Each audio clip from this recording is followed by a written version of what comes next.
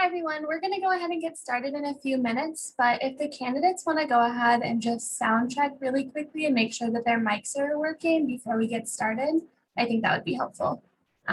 Whoever wants to go first, as long as you all go through and make sure your mics are working. All right, hello. Hello. Hello, is this good? Hello.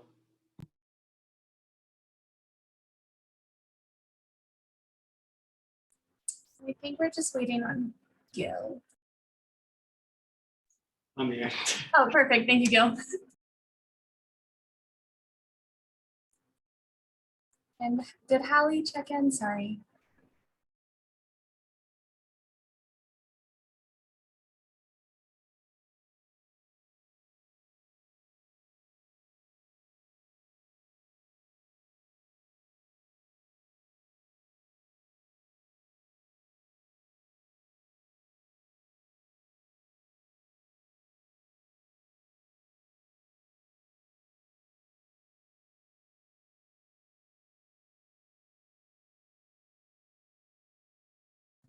She's having some difficulties with her. Okay.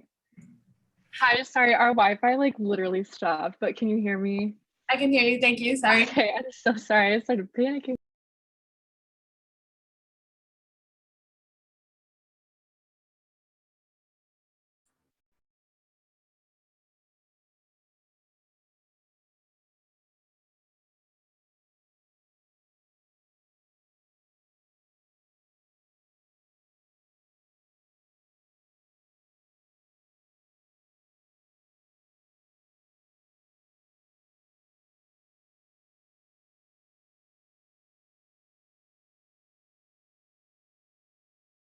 We're just going to give everyone another minute or two to see if anyone else joins, and then we'll go ahead and get started.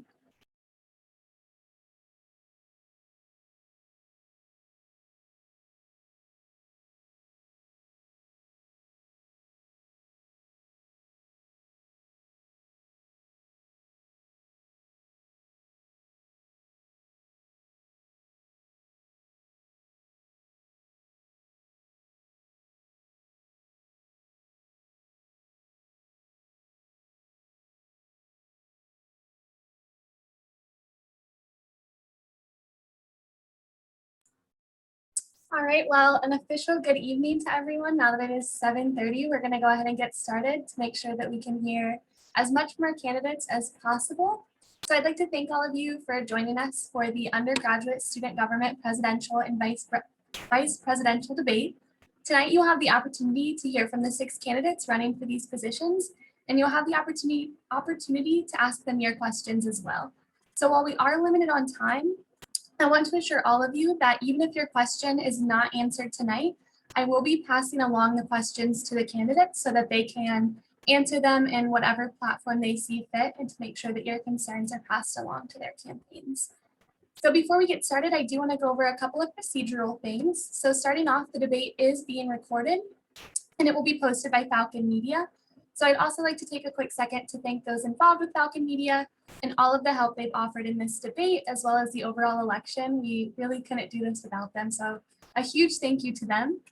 And then in an effort to ensure that we can hear from and see all of the candidates, please keep your microphones muted and your cameras off, unless of course you are one of the candidates. Also, please refrain from posting questions in the chat. I'll be posting a link to the Google form where you can submit questions for the candidates, and only questions submitted via this Google form will be considered and sent along to the candidates. So I'm going to go ahead and post that Google form real quick, so that way if any of you have any questions, you can submit them there. And so now that we've gone over those procedural things, I'd like to give you all a quick overview of what you'll be seeing and hearing tonight. So all tickets are going to be given the opportunity to give a 3-minute opening statement. Following this, I will be asking all candidates 3 questions, which they have been provided with prior to this debate. The tickets will be given 3 minutes to answer these questions, and I will be informing them by holding up markers at 2 minutes left, 1 minute left, and 30 seconds left. So after that 3 minutes has elapsed, the candidates will be cut off just to ensure that we have plenty of time to get to all of our questions. And following the responses, there will be an option for a short 1-minute rebuttal from other tickets if they choose to take that. Questions will also be asked in a round robin format to ensure that all candidates are given the option to answer questions first.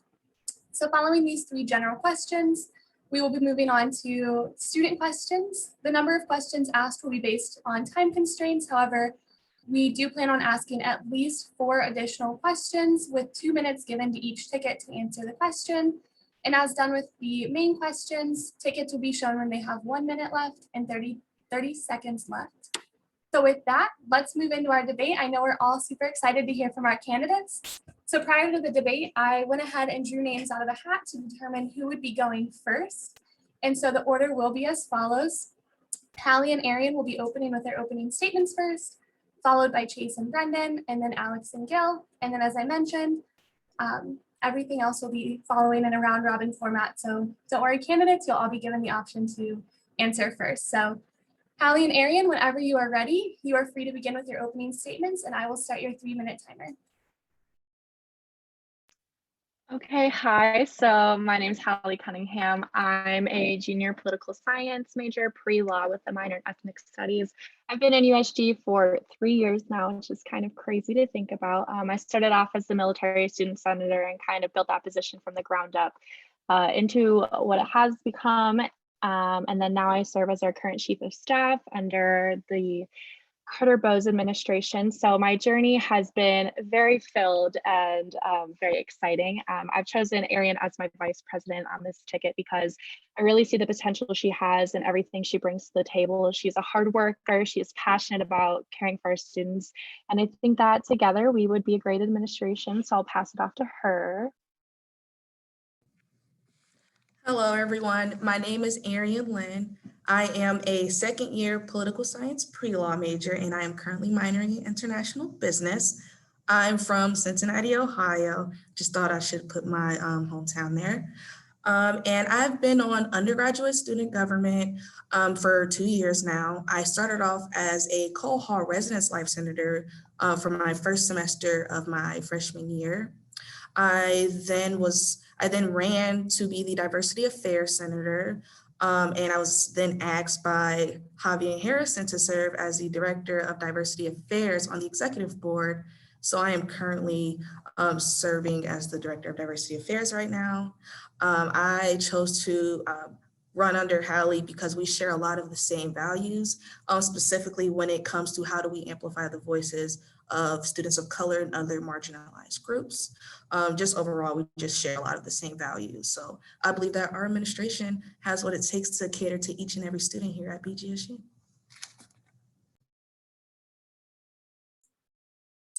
Thank you. And if you are both done with your opening statement, we will go ahead and move on to Chase and Brendan. Again, Chase and Brendan, you'll be given 3 minutes. And as I did with Hallie and Ariane, I will be putting up markers when you hit the 2 minute, 1 minute, and 30-second mark.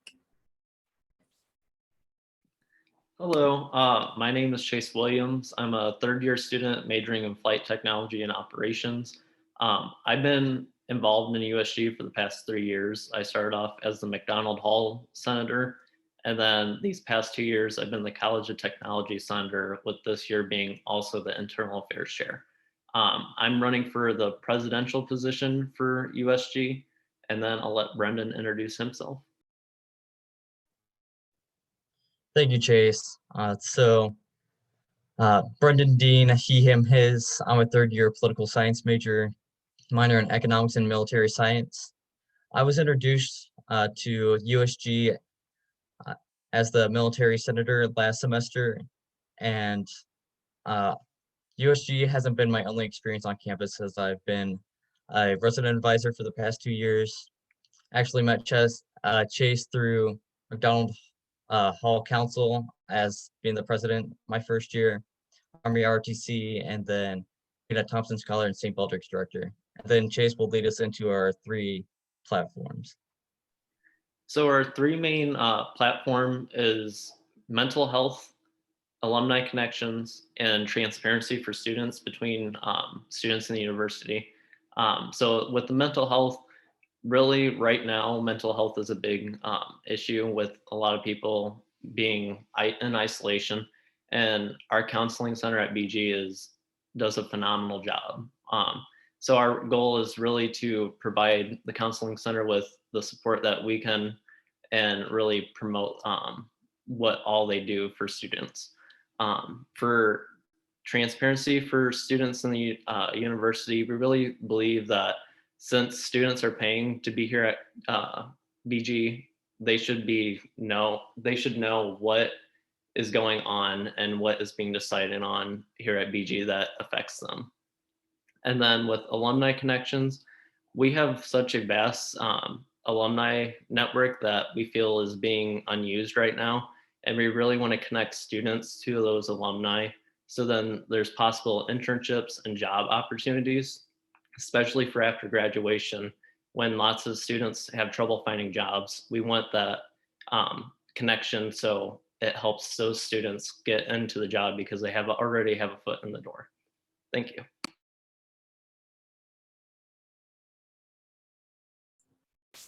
Thank you both. And now we will be moving on to Alex and Gil.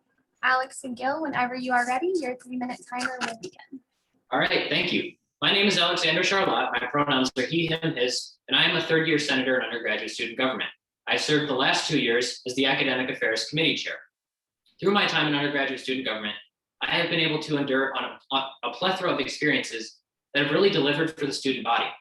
One of the ones that you might know about is defeating the plus-minus grade policy in 2019. It was in its very last stage before implementation. And I got up in front of President Rogers, Provost Whitehead, and 100 other students, faculty, and staff, and demanded that they vote the policy down, which they promptly did. Something else that I've done that you might know is pass-fail implementations for the past 5 consecutive semesters for our students. Over 4,000 students have utilized these grading modifications. I also traveled to Houston, Texas, on behalf of Bowling Green State University and represented us on the national stage and networked with students from all over the country and brought those ideals back to our undergraduate student government to improve the way that we implement our processes. I also traveled to our state house in Columbus and lobbied our state senators on issues such as textbook affordability and mental health. I want to give my vice presidential candidate, Gil Lutz, a chance to introduce himself. Hi, my name is Gil Lutz. I am a third year. I've been in USG for all 3 years I've been here. I've been the Student Affairs Chair for 2 years.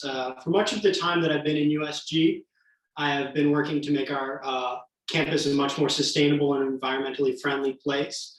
I've worked on and off campus with City Council to implement a cohesive and comprehensive environmental plan. I've also worked to pass the tobacco-free resolution, which had been stalled in USG for many years. And I've done many different things and been on many, many different committees. So thank you. I do want to give take a quick second to talk about some of the things that we want to push as the next undergraduate student president and vice president should we win the election. On day one, we launched our campaign. We launched our website with all 25 plus of our initiatives. Some of the bigger ones that we want to push for include a $10 an hour minimum wage for all of our student workers. We understand with the COVID-19 pandemic, how difficult it has been to financially afford college and all of the other things that we want to do as college students. We also have developed a student-led environmental defense fund that we want to implement through the undergraduate student government. This plan was built in coordination with the EAG, Gil Lutz, and many other students from around the campus. We have many other ideas that we hope to share with you tonight. Thank you. Thank you to all of our tickets for those opening statements. We will now be moving into the 3 main questions that I mentioned in the introduction to our debate. As I mentioned, the candidates were presented with these questions prior to the debate. And so we will be moving into the first question, and in our round robin format, Chase and Brendan will be given the option to answer this question first, followed by Alex and Gil, and then Hallie and Ariane. And so our first question for the candidates, which you'll be given 3 minutes to answer, is all of your campaigns have released action steps and initiatives you would take if elected. Which initiative will you plan to take on first and why? So our thing with this is we feel like we can simultaneously work on multiple issues at the same time because each of our initiatives deals with a different area of campus. So really being able to take each initiative and delegate it to cabinet members or senators and really get the ball rolling on everything.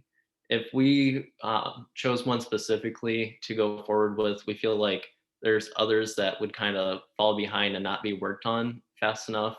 And really all the issues are important. Each student has a different issue that they believe is important. So we really want to try and work on them all at once. Our goal is also during the summer to work with administrators about transparency and talk about what's going to happen for next school year. So really working on all those issues and then also meeting with those administrators over the summer lets us know exactly what steps we can take to ensure that those initiatives are starting to happen. So the sooner we're able to get through our first main initiatives that students have addressed that they want to see change, it allows us to bring up more initiatives and work towards more student concerns. With being elected by students, we really want to address any concerns that they have and make sure that we can address as many issues and fix as many things, because after all, we're paying to be here. So we want BGSU to be what the students want. I'll let Brendan add some things if he would like to. Thank you, Chase. So as Chase was saying, we really want to work on all of our initiatives out the gate, but an overarching theme is transparency through all aspects, just to really build that connection with administrators over the summer. It's going to set us all up as students and as USG representatives and president and vice president for success. As Chase talked about in our opening statement, really getting transparency of our tuition and clear up any uncertainty that we faced this year, and just really get everyone on the same page. Thank you both. Now, as mentioned, the other tickets do have the option to give a 1-minute rebuttal if they choose to do so. If either ticket is interested, I guess use the raise your hand function or just raise your hand, or you don't have to use the rebuttal if you don't choose to. All right, seeing as nobody seems to want to use a rebuttal on this one, we will be moving on to Alex and Gil answering this question. Alex and Gil, would you like me to repeat the question? No, we got it. Thank you. Okay, perfect. As you're ready. All right, thank you. Gil and I fully understand that as coming into the positions of president and vice president, that you really have to be extremely organized, omnidirectional, and hyper-focused on a multitude of initiatives at the same time. And this is something that we've been doing through our entire undergraduate student government career. We don't really want to tunnel vision in on any one specific thing, because right now, every initiative is important. Right now, the university is facing a multitude of crises. We have the COVID-19 pandemic, which has completely changed the way that we have attended classes and gone about a Bowling Green State University education over this past year. We had 2 students pass away this month alone, and the university is facing enrollment and budget crises. We can't afford to choose one specific thing and focus in on it heavily, which is why we plan to utilize our cabinet as well as our diverse and vast campaign team to work on behalf of the students to push forward initiatives. For example, I want to have Nolan McHugh and Hobbs Trainer tackle student compensation for student teachers, because we understand that student teachers are the backbone of education in our country. And we want to ensure that they have the financial security to undertake the things that they wish to do. I will have Ian Ressa, a very, very passionate undergraduate student senator, tackle our ITS initiatives to provide students with the comfort and security that their computers and their software are not doing anything malicious without their permission. We want to utilize all of the aspects of undergraduate student government, and we want to bring them together cohesively to answer a lot of the questions and push a lot of the initiatives that we are driving home.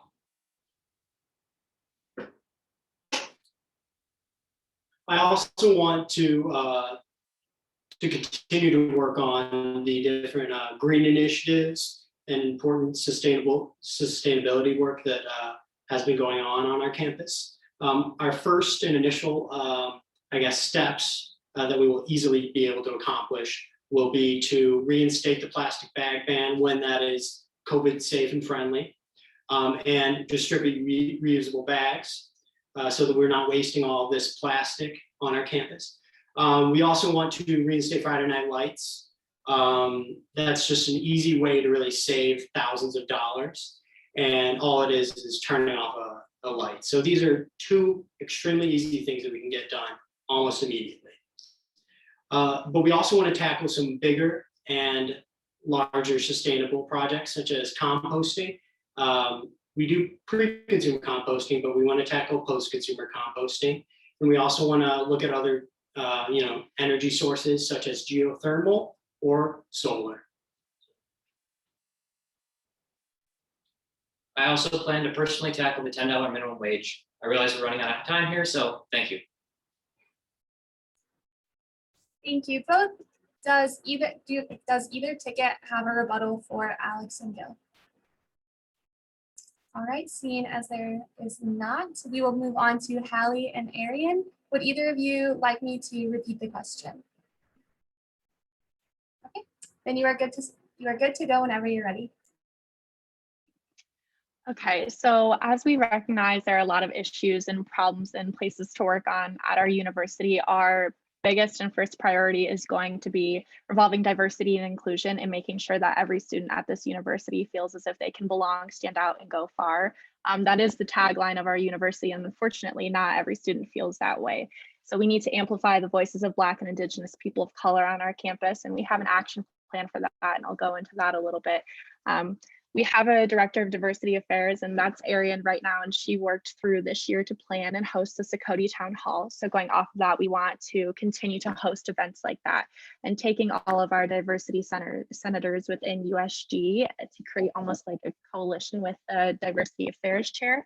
And hosting monthly roundtables with identity-based groups to hear from them directly about how can we make this university experience equitable for you, because that's what they deserve at BGSU. We want to offer consistent communication and keep all those lines open for those students to reach out to us so we know like how to do our jobs for them.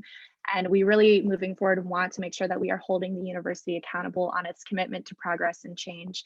We've seen a lot of like unfortunate things happen this past year. I completely agree with that, Alex. Thank you for bringing it up. And we want to make sure that we're serving every single student in the most equitable way possible. Sorry about that. Ariane, you can go. Yeah, so just to reiterate what Hallie has already said, although we do recognize that tackling multiple initiatives may be the quickest way to go, I think our administration would rather carefully assess and address each and every priority of ours rather than addressing multiple at a time and potentially not having a perfectly crafted initiatives. Just because at the end of the day, we are serving the students and we need to make sure that we are upholding and keeping our promises. Just to top that off, I would kind of like to go into a little bit of background of what I've already done concerning diversity and inclusion and kind of just wrap that back around. So basically, I have actively worked alongside students to remove police from residence halls. I have even brought up neutrality spaces for police officers. Also in February, I won the Community Activist Award through the Office of Residence Life and SMART due to my activism within the community to address diversity and inclusion. And we believe that I wanted to kind of highlight one of the things that is really important. We really want to hold faculty and staff accountable for upholding diversity and inclusion, because at the end of the day, a professor could have 8 PhDs and 30 books written and things like that. But if you cannot work with people who do not look like you, come from the same background as you, and things like that, we can never get anything done. So we really need to make sure that we are addressing diversity and inclusion head on. Sorry, that is the end of your 3 minutes. So thank you all for your responses to that first question. As I have with the other candidates, do any of the tickets have rebuttals for Hallie and Ariane? Yeah, I just want to kind of talk about the component of, kind of quality versus quantity, or trying to tackle multitude of initiatives at once. Gil and I have a plethora of experience tackling a multitude of initiatives at once. That's kind of the backbone of being a committee chair. So we have 4 combined years of experience working with multiple senators on multiple different initiatives, scheduling meetings with them, getting them into meetings with administrators. So we really feel that our committee experience, as well as utilizing our cabinet and our vast campaign team, will give us a substantial advantage in terms of passing initiatives in a very efficient way that is also omnidirectional. Thank you.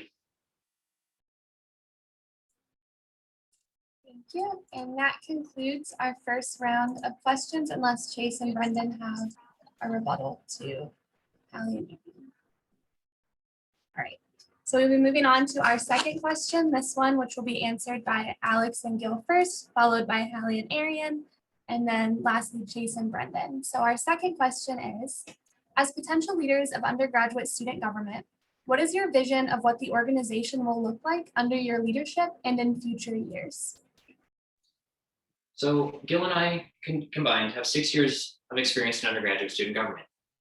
We've seen undergraduate student government go through many changes over these past few years, from being in McFall Center in a very United States Senator setup to being all virtual online. So we've seen it all, but we do really want to take a look at our Constitution and bylaws and reanalyze how they're impacting our students and our student senators, because when a new student senator joins undergraduate student government, a lot of the times it can be pretty daunting and pretty confusing. So we want to rework that to ensure that they are able to join USG and really understand how to jump in and be a part of the group and begin to make change on campus. We want to send senators to outreach programs like I went on to COSCA and OSGA. We want them to go lobby our senators. We also want to add a new committee into undergraduate student government that is focused on diversity and inclusion, because we understand that is a big issue on campus. And we really feel that there should be a committee dedicated and working every single week to work at it.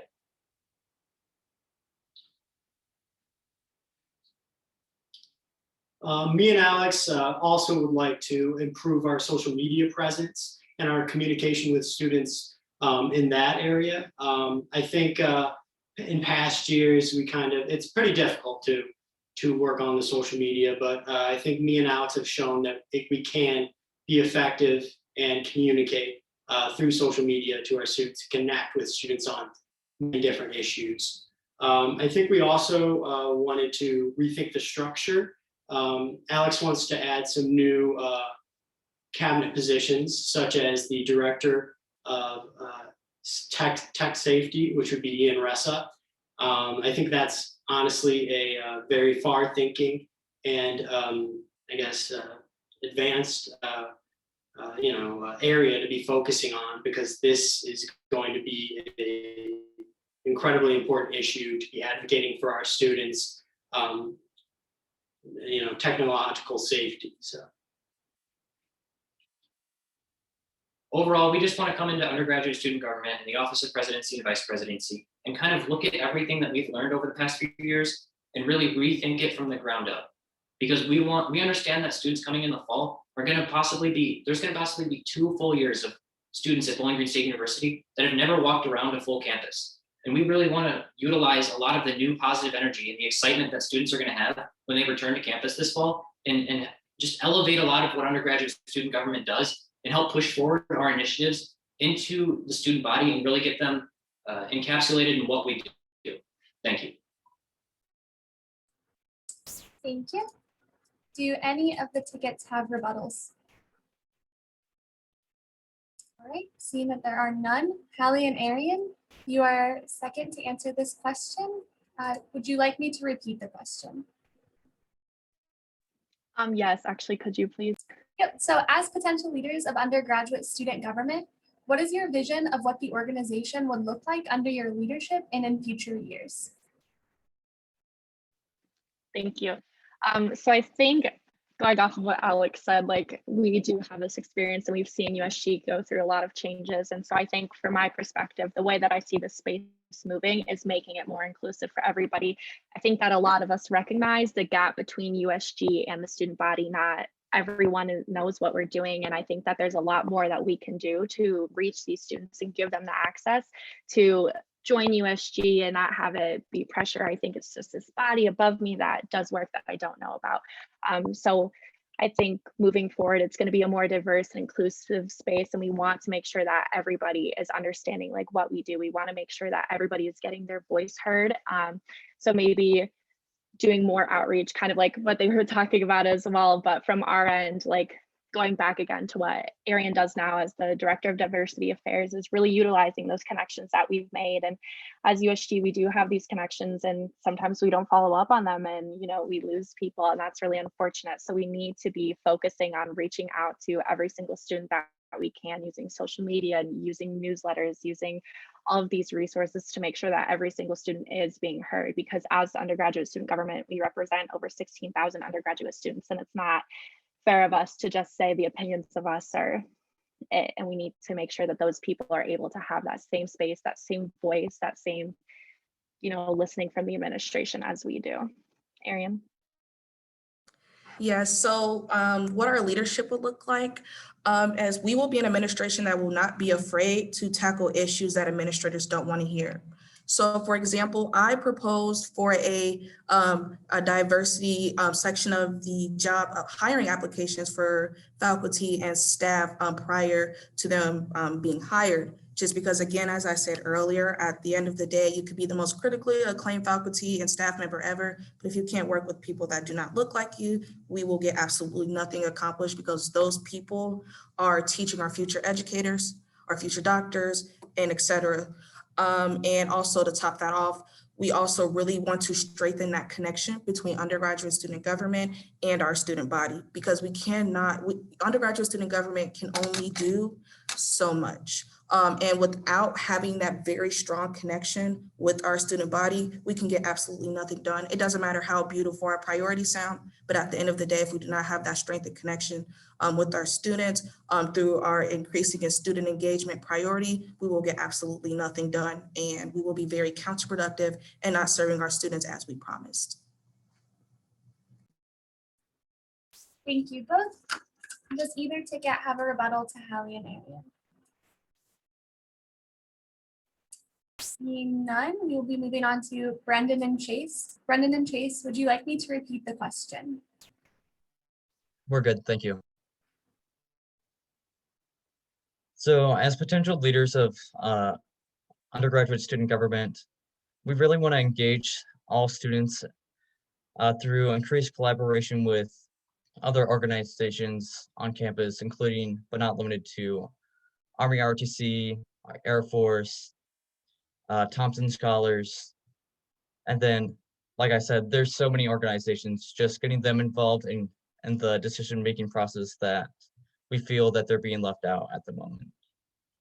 And we want to increase support and interest and really have senators buy into the process of making our university the best that it can be, and eliminates or prevent Senate vacancies with an induction of an accessibility Senate seat to work with the Accessibility Services Department and really just make sure that their voices are also heard. And that's accessibility services is a big part of our campaign, as we have some policies addressing that as well. And so, like the other tickets have said, outreach and advertising is going to be a main focus of our campaign, as we can have the best organization on campus, but if no one knows about it or no one knows how to get involved, it's not going to mean anything. And it's just going to be for us. And in reality, it should be for our BG community and making sure that no one is left behind. And really just creating this legacy of diversity, inclusion, and consistently and constantly raising the bar for everyone in the future. Chase, if you have anything to add. Yeah, so along with that, with getting more and more people involved in USG that's also involved in other organizations, you really get to see university from all different sides. You get to hear different opinions from other people. And that's the key to having government, is you get to hear all those opinions and different ideas. And that's how you are able to build a community that more and more people belong to. Really increasing that participation is a big thing, and making sure that when things are being transitioned from one administration to the next, that nothing dies, no initiative dies in that transition, because every issue that's brought up in each administration is a student concern, and those need to make sure that those are being addressed and addressed. So thank you. Thank you. Does anyone have any rebuttals for Jason Brendan? Alex? Yeah, I just want to reiterate that one of the best ways for undergraduate student government to make change on campus is by reaching out to those administrators, the ones that can make the change happen. And that's really one of the strengths that Gil and I have. As committee chairs, we've been in meetings with administrators for years. I've met with Provost Whitehead on pretty much a monthly basis for over a year now. And you know, it's those opportunities that really give us the platform to push a lot of the initiatives forward that otherwise might be stalled. A couple days ago, we met with a Bowling Green State University student who had been working to implement some Title IX changes for almost her entire undergraduate career. And we partnered with her, and we believe that our connections with administrators are going to be able to fast track those initiatives through to fruition. Thank you. Thank you. Allie and Ariane, do you have any rebuttals? Yes, actually. So I kind of just wanted to discuss how it's really hard to accomplish any other goals if you cannot not only have a very strong definition of what it means to be diverse and inclusive, especially here at Bowling Green State University, but it's going to be very hard for anyone to work on any other task without hitting that head on. Just because, again, our campus, we have so many different identities, people who belong to so many different groups. And I just wanted to state that that's why we are really pushing up, amplifying the voices of BIPOC and other marginalized groups, just because, again, it's going to be very hard to work on anything else if we cannot recognize and work on the fact that we have students who identify with many different communities and many different identities, and to be able to address that head on. Thank you. And thank you to all of you for your responses on our second question. Now we are moving on to our last predetermined question. And this one will be answered first by Hallie and Ariane, second by Chase and Brendan, and third by Alex and Gil. And that third question is, if you are not elected, how will you continue to make an impact at BGSU? Okay, perfect. So I think for us, Ariane and I have done a lot of other things that are not just USG based. I'm in a lot of other different organizations. I'm in Falcon Miracles, I'm in Pre-Law Society, I'm in the Ohio Student Government Association, and all of those organizations I hold executive positions, and I'm able to affect change in those organizations as well. So I think if not elected, I'll still be focusing on these initiatives and these problems that we have seen and everything, because they don't just go away, and I'm not just going to forget about them or throw away student concerns.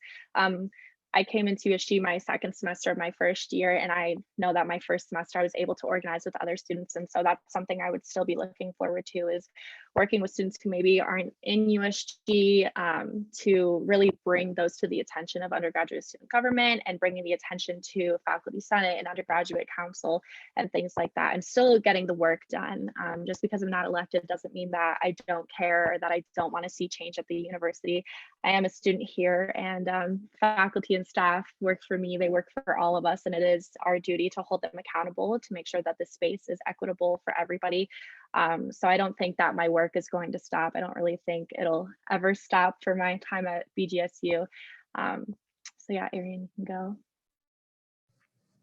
So if I am not elected as vice president, hopefully I am given the honor to go back to the director of diversity affairs. But if not, I will continue my advocacy, my activism that I've been doing since day one.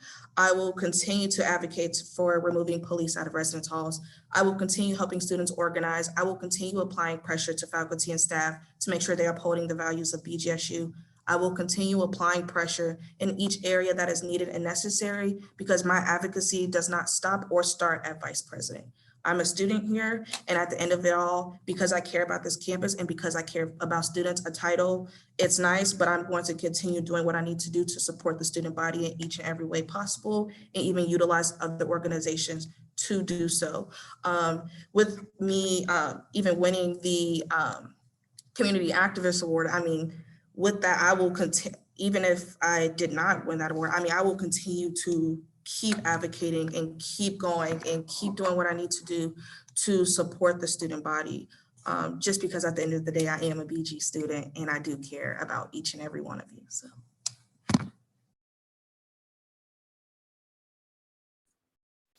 Thank you both. Are there any rebuttals from the other tickets? All right, seeing none, we will move on to Chase and Brendan. Would you like me to repeat the question? No, I think we're good. So we plan if we're not elected, we plan to continue to make an impact at BGSU simply by supporting campus through USG and different organizations. We're able to still advocate for students through USG by going and lobbying during lobby time in USG and making sure that any student concerns that were brought to us are still going to be continued and addressed. Also, with us being in different organizations, with being in St. Baldrick's and Thompson Scholars and Res Life, we can still make a big impact. Any position somebody has in a different organization makes an impact simply by being in there and helping that organization grow. We also want to continue to advocate for student needs. So as I said, continuing addressing all those concerns that have been brought to us and making sure that those don't die. And then also advocating for policies internally and externally with appropriate contacts. We both have experience in USG and we know who we need to talk to or who we should be talking to. And especially knowing each position in USG, we're able to get in contact with a specific senator that would be able to help address those concerns. Brendan, if you have anything also. Yep, thank you, Chase. So just to transition from what Chase was saying, we're still going to continue to advocate for students' voices to make BG a place that will set them up for long-term success in the future. And I want to emphasize that leadership isn't positional, and just having the position doesn't mean that you're a leader. The actions that you do for the betterment of this campus is what matters. And I feel like that really stands out as my main goal in life is to really help people as much as I can on a daily basis and really make a positive impact on those around me and raising the bar for everyone that I interact with. And then really making sure that the university's slogan of public university, public good isn't just a saying, but something that we enact and fully dedicate our time to in the future. Thank you both. Are there any rebuttals from the other tickets? All right, seeing none, that will move us on to Alex and Gil. Alex and Gil, do you need me? Excuse me, Alyssa, Ariane had a rebuttal. Oh, I'm so sorry, Ariane. You were in my frame. You are good to start. You have 1 minute. Okay, thank you. I just wanted to start off by saying that our advocacy work, especially advocating for other students, should not start post-election. This is something that as undergraduate student government that we should start prior to this, as well as through the campaign and afterwards, because this is a conversation that we need to continue to have in all shapes, whether that's addressing race relations, whether that's addressing ableism and things like that. So this is not something that we should start addressing after the election. This is something we need to not only start addressing now, but to continue addressing this afterwards. Thank you. Are there any rebuttals from any of the other tickets? All right, seeing none. Alex and Gil, that leaves your response. Do you need me to repeat the question? No, thank you. All right, so if Gil and I are not elected to the office of presidency and vice presidency, we still really want to work to enable success for the candidates that do win. We understand that we fundamentally campaign on a lot of different issues, but Gil and I understand that undergraduate student government is about coming together. It's about being a cohesive unit. And we really would love to work with the winning ticket, should it not be us. We've kind of made undergraduate student government our life for these past 3 years. And I think I speak for both of us when I say that it's kind of superseded our schoolwork sometimes. There's an assignment that we're both neglecting right now, but that's what it's about. That's how change happens on campus. And Gil and I have the years of experience that and the knowledge that we really want to enable the winning candidates to tap into, because undergraduate student government isn't about holding a position of power for us. It's about really enabling students to empower themselves and make the change on campus that they want to see. We've been meeting with student organizations, like I said, this entire past month and into February since the campaign started, and we've really been listening to them and organizing with them and understanding what they want to see from undergraduate student government. Some of the ones that we met with said that they never even met with undergraduate student government before, which is just absolutely unacceptable to us. So, we really want to build that vast network of connections between undergraduate student government and all of the organizations that are housed here. We understand too that the COVID-19 pandemic has, been very challenging for student organizations to handle. They've seen their budgets cut or membership drop off, and we would really love to just build those connections back up, use the connections that we've gained from the campaign and utilize them with the winning ticket, should it not be us.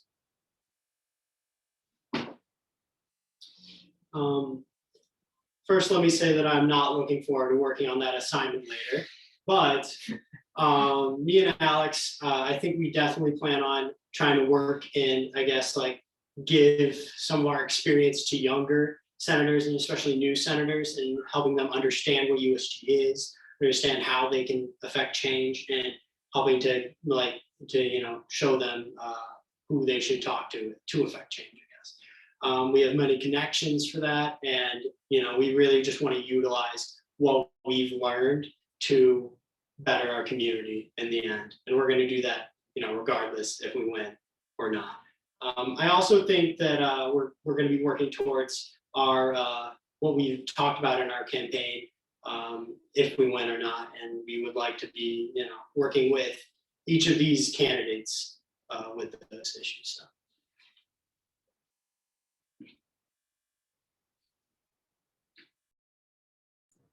Thank you both. Are there any rebuttals for Alex and Gil?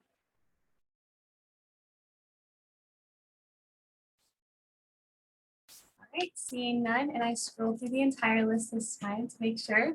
That concludes with our first 3 questions, which the candidates were able to see before the debate, and we are now moving in to the student questions. I'm going to repost the Google form for our students who may have just answered or may have just joined. As a reminder, questions should be asked via the Google form. We won't be unmuting ourselves. We're just going to be pulling the questions from the Google form. And I did look, there are a lot of great questions, and unfortunately, I know we're not going to have time to get to all of them. So like I noted at the beginning, I will be passing on these questions to the candidates so that they can address the ones that aren't going to be able to be answered tonight just based on time constraints. And so we are going to move into these questions from students, which the candidates will have 2 minutes to answer. And then again, we'll have the option for 1-minute rebuttals between questions. So for our first student question, Chase and Brendan will be answering first, followed by Alex and Gil, and then that will follow with Hallie and Ariane. So our first student question, which our candidates have not seen, is what makes you the best candidate to bring increased diversity and inclusion measures to BGSU's campus? So with Brendan and I, our goal really is to make sure that our cabinet is very diverse. With having different people with different ideas, it really brings in different opinions. And that's a big goal, to make sure that everything has inclusivity. And then also doing, adding that cabinet position of accessibility. That constituency is not representative like it should be here at BGSU. And with adding that position, we hope that more people will feel included in everything. And after all, that's what BGSU is being inclusive and feeling like this place is your home. And then Brendan, if you. Yeah, so I think Chase really nailed this question, as one of our main focuses is to really be inclusive and diverse to everyone as much as possible, and that includes our cabinet, and really just echoing the voice of traditionally marginalized communities.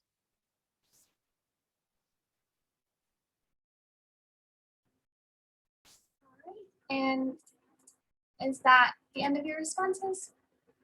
Okay. And do any of the other candidates have rebuttals?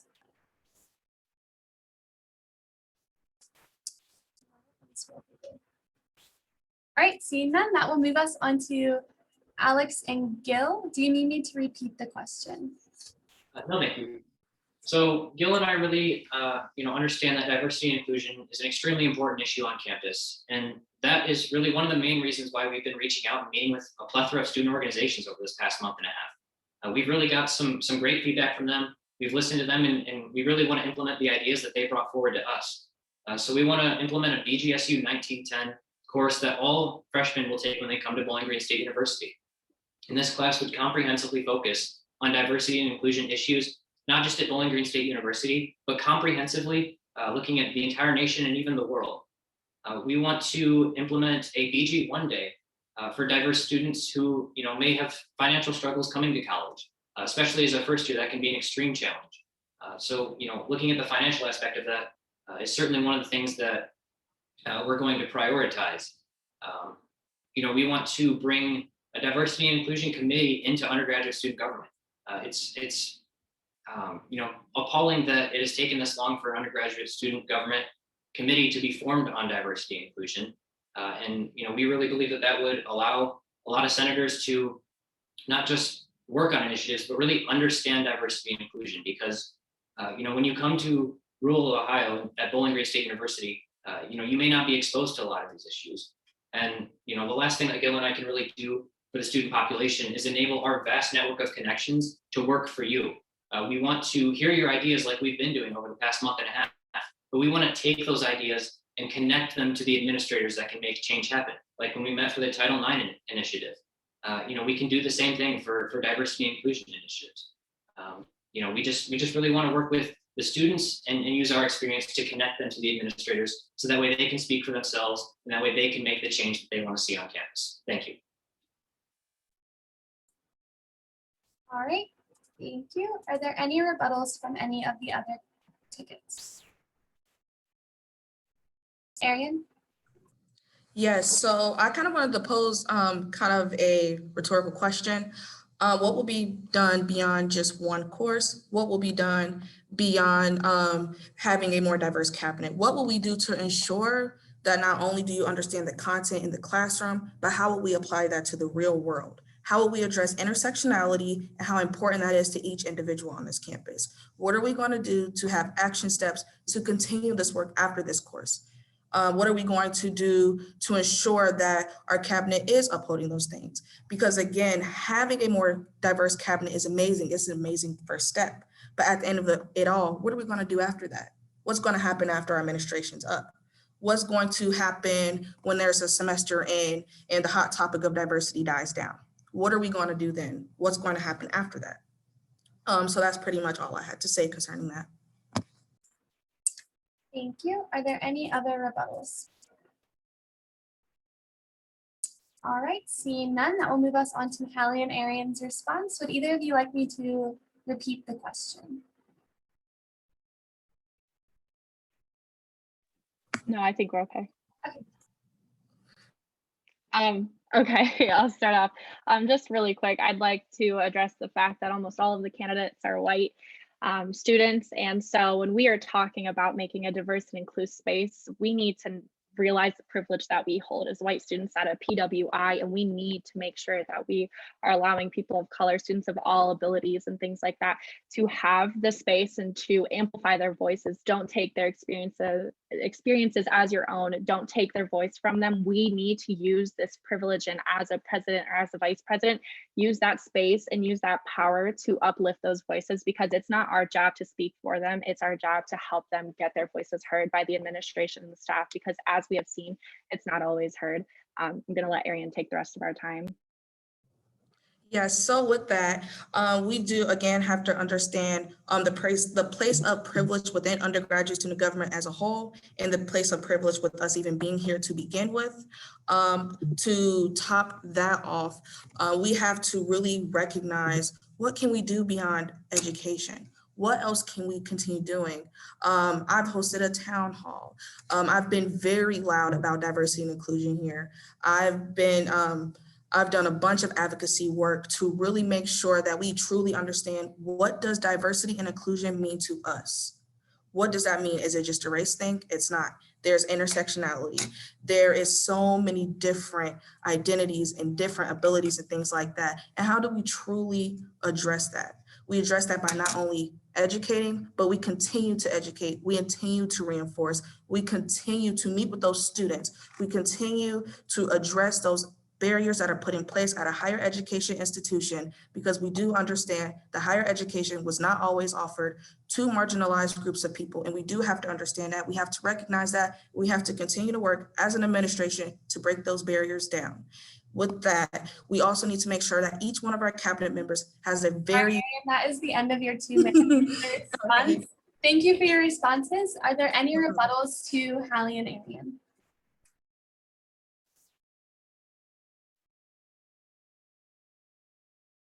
All right, seeing none, that will move us on to our next student question. And this is actually a question that many of these students who submitted questions have asked. So this is kind of a broad one that encompasses quite a few questions. Again, this one will be answered by Alex and Gil first, followed by Hallie and Ariane, and then followed by Chase and Brendan. And so a lot of our questions that came in were that there was a lot of students who wanted to know how your administration would work to combat sexual assault and harassment here on our campus, as well as university campuses overall. So Alex and Gil, your 2 minutes. Yeah, I do want to thank the student that posed this question to us. Just today, actually, on our Instagram and our website, we've announced our comprehensive plan to improve Title IX and improve See It, Hear It, Report It. We met with a student who said that Bowling Green State University has been pretty apprehensive about including See It, Hear It, Report It links on the BGSU main page and athletics. Well, the reason for that is that parents visit the homepage and athletics brings in money. But in my opinion, that doesn't really matter. The link should still be there because it's an important step to understanding that students can have their voice heard and have the mechanisms to report the incidents that may happen to them or may happen to someone else. We sat down with the student and we want to introduce a Canvas course show that every student at Bowling Green State University will be placed into when they enroll as a student. This course show will include information about Title IX policies. It'll include the See It, Hear It, Report It links. It'll include videos that describe, how to utilize this reporting mechanism and how to make sure that the students around you know how to utilize this mechanism. We can really rethink how students are able to, deal with Title IX issues on campus, because It's been a huge issue. We've been in discussions with students constantly that feel like their voice wasn't heard, and that is completely unacceptable. One of the things that we also discussed with the student was that Greek Life is able to report incidents internally, and the person who is abusing you or hazing you might be able to look at that report. That is absolutely unacceptable. So we want to ban that reporting mechanism and ensure that all reports go through See It, Hear It Reported, a third party through Bowling Green State University. The rest of the initiatives there can be found on our Instagram post or on our website. Thank you. Thank you. Are there any rebuttals for Alex and Gil? Hallie? Yes, so I just wanted to bring up how Title IX is a federal initiative, and not only, we can say we don't like it and approve it and try to do things to change that. We can't change federal law like that and just ignore it type deal, which is why USG passed a resolution supporting the old Title IX restrictions and rules. So we need to be moving forward fighting for those as a student government for our entire student body, and not just BGSU, but the millions of students in higher education in the state of Ohio and millions of students across the nation who are experiencing sexual harassment, sexual assault, anything under the umbrella of Title IX. So we need to be lobbying for that and advocating for that, because it's not just going to happen at the drop of a hat as much as we all wish it could. Thank you. Are there any rebuttals from Brendan and Chase? All right, so that will move us on to Hallie and Ariane for your main response. Do either of you need me to repeat the question? Your 2 minutes can start now. Thank you.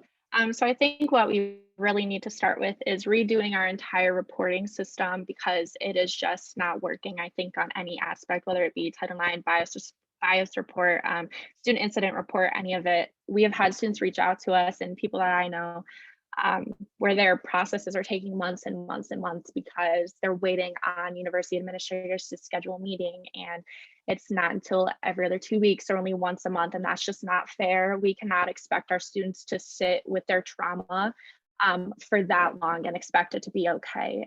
If you file a Title IX and you're waiting to hear back if the person who harmed you is going to be removed from campus, or if you were granted special protections, you should know that right then and there. It shouldn't be months and months of waiting. It shouldn't be 6 months. It should be, you could do like 2 weeks and do your meetings then. And I understand that there are schedules that are different for everybody, but for some instances, this is the worst thing that happens in a person's life, and it's completely unacceptable to have a reporting system that does not benefit them and that continuously puts them in that trauma and reliving that.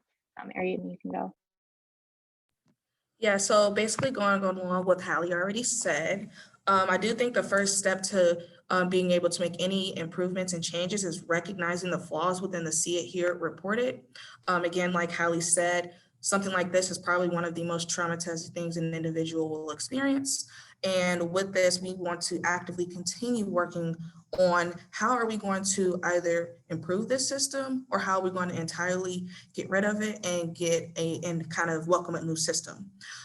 With that, we also need to kind of work on our bystander intervention within the See It, Hear It, Report It. How does a student go about reporting something that they saw? How do they go about that? And the thing with the See It, Hear It, Report It is, again, like Hallie said, it takes a very long time sometimes they don't reach out to you. Sorry, that is the end of your 2 minutes. I'm sorry about that. Are there any rebuttals for Hallie and Ariane?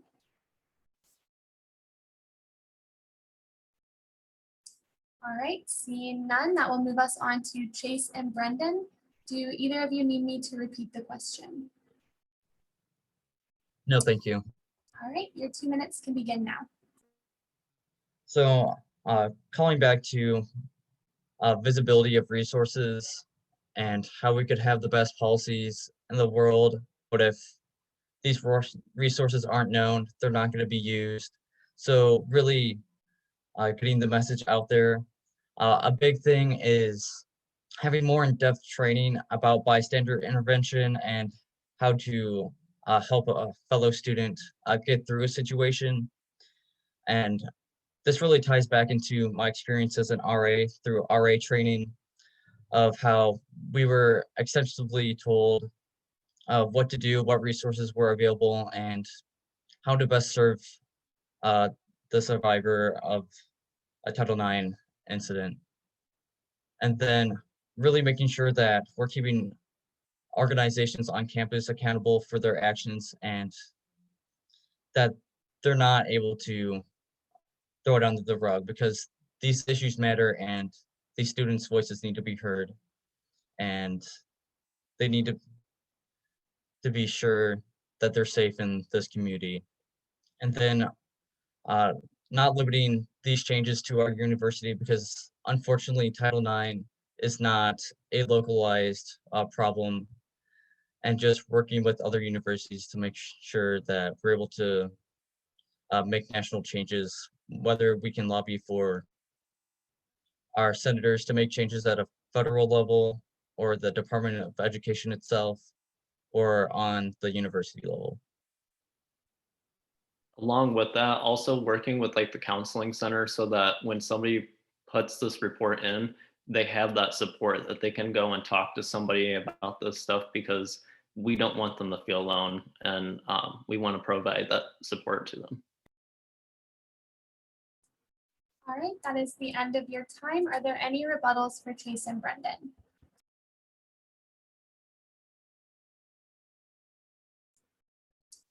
Seeing none, that will move us on to our next student question. Again, you can find the student question for Google form in our chat window. I posted it in there twice, so just a reminder, if you'd like to ask any questions, those can be asked via the Google form. But our next student question, which will be answered first by Hallie and Ariane, followed by Chase and Brendan, and then followed by Alex and Gil. One student asked, what do you believe your running mate's biggest weakness is, and what do you believe your biggest weakness is? So Hallie and Ariane, you are first, and your 2-minute timer can start now. Okay, that's a loaded question, but thank you for bringing that up. I think that's really good. It's like a job interview question, so I appreciate it. I would say, I don't want to point out weaknesses of Ariane or myself, but it's okay. So for myself, I think that I do end up putting my energy into a lot of different spaces, and sometimes it's really hard for me to ask for help because I just want to do what I set out to do. So I'd say that my biggest weakness is like trying to get things done and not, really understanding that I do have these people around me that support me. And then for Ariane, I don't really think this is a weakness, but I would say I don't think sometimes she understands her own power, because she is like one of the most powerful women I have met at BGSU. And I think we're all can fall victim to imposter syndrome. And I do see that within her, in the sense of she has more than the best abilities to serve the student body. And I just so hope that she gets that. And I don't know if you can say the same thing, but. Oh my gosh, that was amazing. Thank you. Yeah, I also kind of don't want to point out weaknesses with Hallie, but I'll start with myself and make it a little easier. So I think my weakness would probably be me being the youngest candidate, as well as technically the most inexperienced, since I've only been on undergraduate student government for 2 years versus pretty much everyone else has been on for 3 years. So I think in that sense that just with experience wise, other candidates may have a tad bit more experience with me than me, just because they've been here longer. And with Hallie, although in my eyes, I think she's perfect, I would say that a weakness would be that the same thing. I don't think she recognizes the power that she has, especially being a woman shaping so much change on this campus. She's the reason why ASL is even here. Her name is all over that. And I just want her to recognize how much of an impact she's made on this campus. Thank you both. And we are going to stray a bit from procedure here. I'm not going to offer rebuttals to this specific question. So we will move straight into the next ticket with Chase and Brendan. Do you need me to repeat the question? Okay, your 2 minutes can begin now. So I think Brendan and I kind of have the same weakness. We'd like to get really involved and kind of take over a bunch of different things at once. A way that we're going to be able to address that is using our cabinet members and ensuring that each of our cabinet members in their positions are overseeing each of the things that the initiatives that we brought forth, and ensuring that we're addressing each of those while not overstressing ourselves. So then we're not getting kind of dried out. So utilizing our cabinet members would definitely help with that. Yeah, I agree with Chase about my weakness over dedicating myself to many different projects, really trying to make a positive difference, often at the cost of my own well-being, which is unfortunate. Sleep is important, but I would say one of the biggest weakness that Chase has that is only temporary is location, but I see that Chase is able to persevere through this barrier. Every time I talk with him, he's gung-ho on our Instagram, getting policies planned out, and really showing that he is in tune with the student population's voice and truly wants to make a difference in the world. Thank you. That will move us on to Alex and Gil. Do either of you need me to repeat the question? No, thank you. All right, your 2 minutes can start now. All right, thank you. I think that, Gil and I's biggest weakness is that we tend to delve extremely deep into undergraduate student government work, and we tend to ignore a lot of the other things that are happening in our lives, like the assignment that is due that we are neglecting. But I think, we work really well together, and I think that, we're, kind of opposites, but opposites attract. I don't know if you want to say anything on this. I agree with everything that Alex said. I think Alex can get super hyper focused sometimes, and it scares me a little bit. I'm gonna be honest, but it's honestly when he does some of his most amazing work, and I think I guess another little thing is when we were trying to make some Instagram posts. I sent this post to Alex and I was like, how do you think this looks? And at first he was like, that looks good. And then I was like, what do you think about the color scheme? And then he was like, I'm colorblind, so I don't know. And I was like, oh, okay, maybe I need to ask for another opinion on this one. So yeah, but I do think that me and Alex work really well together. We're similar in ways, but we're also pretty different in other ways. So yeah. That's all. Thank you. Thank you. And I'd like to thank you all again for answering that question. I know it can be really tough, so thank you for your willingness to answer that question that was posed by a student. So that will move us on to our fourth student question. Chase and Brendan, you'll have the opportunity to answer this question first, followed up by Alex and Gil, and then followed by Hallie and Ariane. So one student asked, how will you maintain accountability for completing promises that your campaign ticket has made to the student body? Chase and Brendan, whenever you are ready, your 2 minutes will start.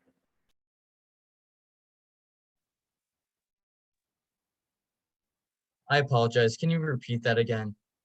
Yep. So how will you maintain accountability for completing promises that your administration has made to the student body?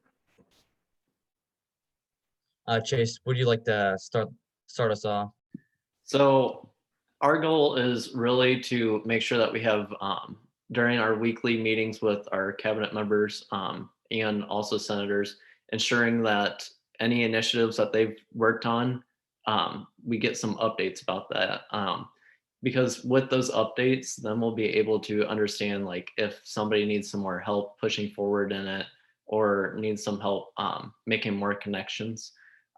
Ensuring that that is happening is one of the key things to making sure that nothing's dying and accountability is being ensured. And then also just on a personal level, reaching out to those people, providing our support to them if they need it. And then also just providing our resources that we can provide to those senators and exec members to ensure that those initiatives are being completed. Thanks, Chase. So to pick up from where Chase left off, really setting an example, and one of our key points of our leadership philosophy is leading by example. And we fully entail doing that, as not only will we be a resource for our senators, but we'll be able to connect senators working on initiatives with the prior connections that we have, especially with our newly elected senators that may not have as much knowledge. We are going to make sure that they're fully aware of what they can do for their constituents and help them as much as we can. Thank you. Are there any rebuttals for Chase and Brendan?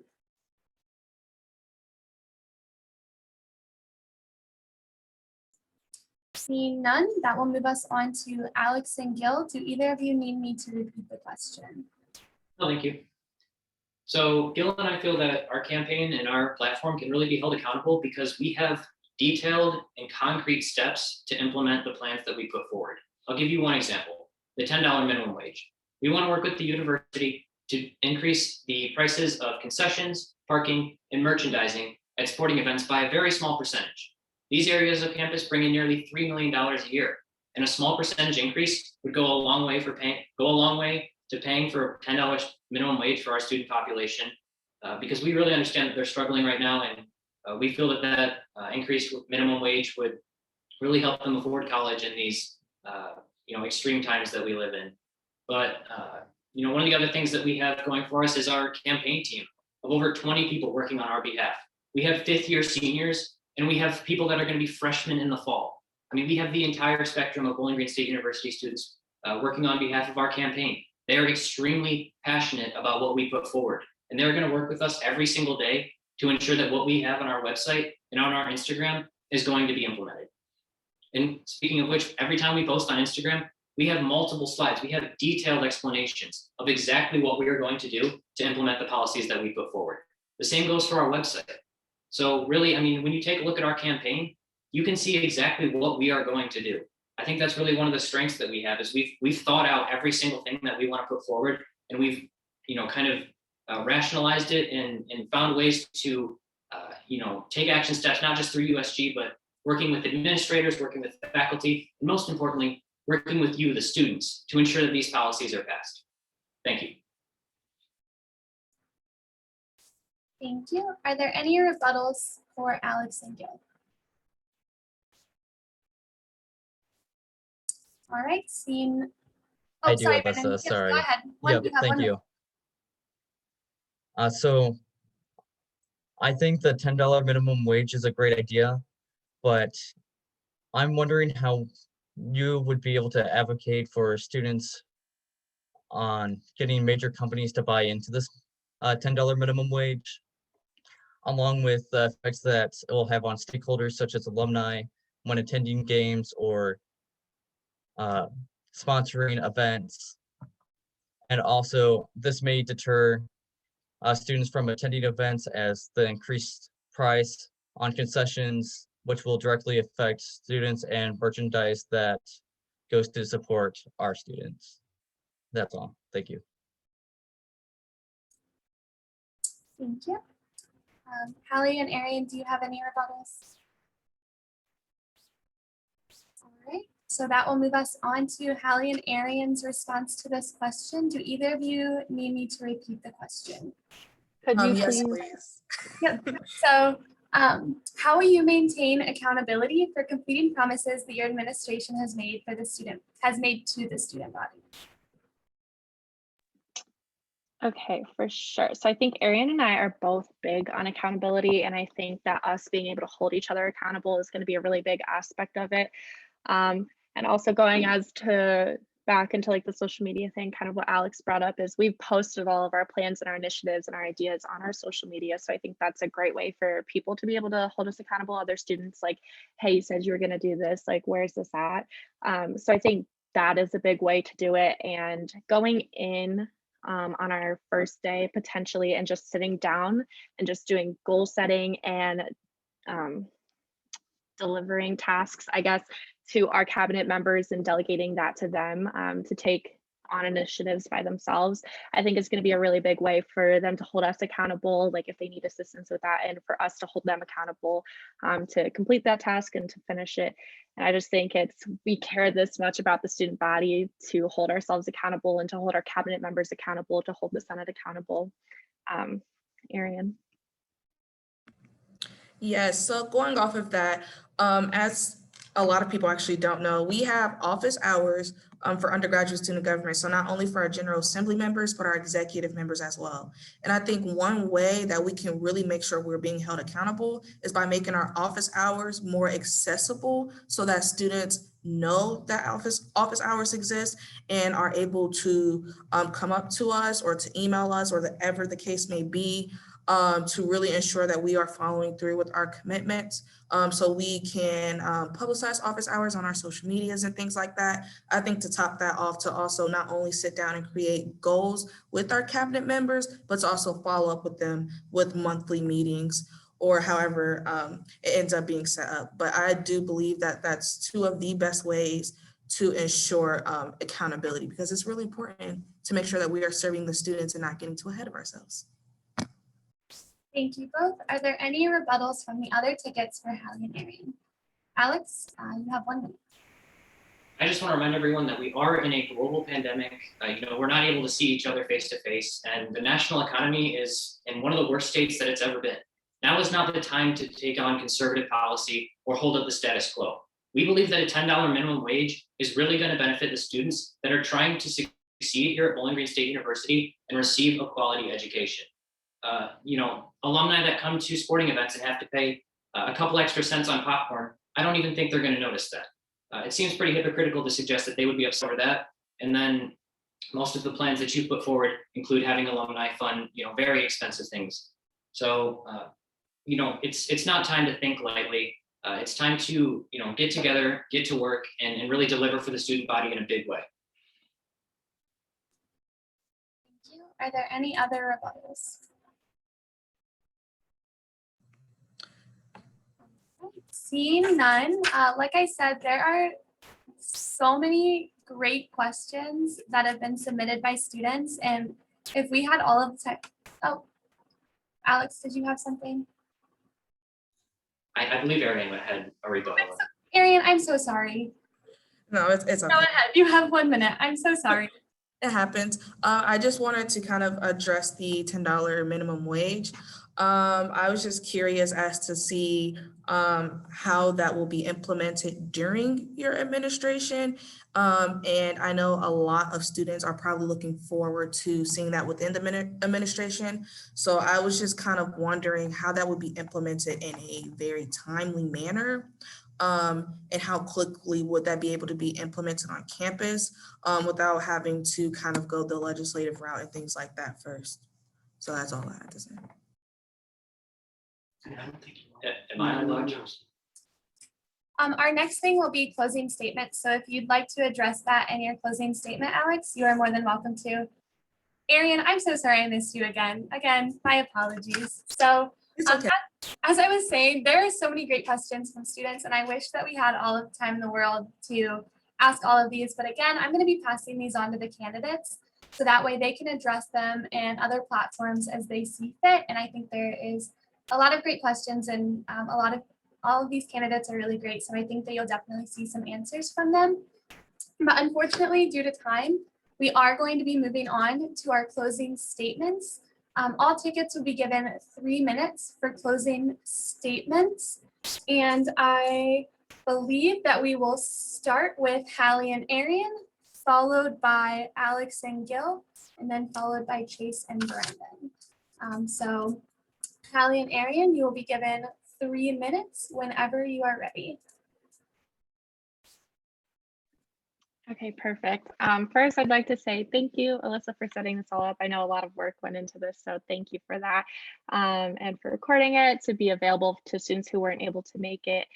And I just think that's really great that this election has had a lot of student involvement and student engagement. That's something that we haven't seen in a while, I feel like. So I'm very glad for the opportunity for all of this to be going on. Going into our campaign, our 4 priorities are going to be amplifying the voices of Black and Indigenous people of color on our campus, supporting students during the pandemic, increasing student engagement, and increasing accessibility for all. Because at the end of the day, we can all have these great initiatives and plans and things that we want to tackle, but we can't do any of that if we are not an inclusive space, if we are not using our privilege and our power to help other students who do not have that same privilege and power. So no matter what we want to change in this university, we need everybody to be able to have a voice. Everybody needs to have a seat at the table. And we really need to start getting to work on that aspect. That includes like revamping the reporting system, that includes working alongside the Office of Accessibility. And I know Ariane brought up earlier about the ASL initiative that I had brought to USG, and that's a big part of it. We need to be able that people are able to communicate with us. And it's not fair for us to just take the opinions of our board and run with it. So before we can accomplish anything else as a university or as a student organization, we need to make sure that everybody has access to be able to be doing that. Ariane, you can take the rest of our time. I just wanted to say again, thank you so much for hosting this, Alyssa, and also thank you for everyone for coming. Again, I really hope that after this debate that you get to really see kind of the interaction between myself and Halia, as well as just hoping that you all have faith that we will carry out our priorities if we are elected. So I just wanted to say thank you so much, and I hope you all got to get a better understanding of who me and Hallie are and how we can help you all create and shape major change on this campus. All right, is that all you have, Hallie and Ariane? Okay, I just didn't want to cut you off when you saw time. So thank you for that. That will move us on to Chase and Brendan. You have 3 minutes.